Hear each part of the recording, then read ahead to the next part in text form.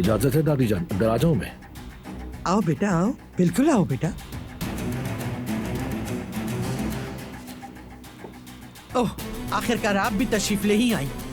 कितनी देर से यहाँ ये बर्तन पड़े हुए हैं। आजकल बिल्कुल सही तरह काम नहीं कर रहे तुम लोग। खैर, इनको जमा करो और ले जाओ। जी ठीक है। हाँ कहो बेटा।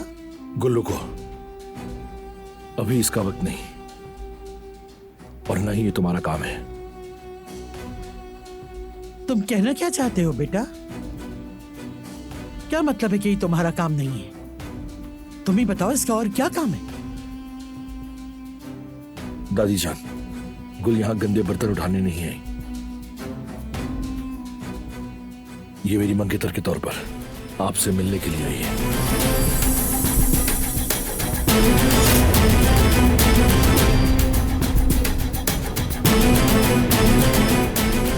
हम जल्दी शादी करने वाले हैं, लेकिन हम ये काराबे की रिवायत के मुताबिक करना चाहते हैं।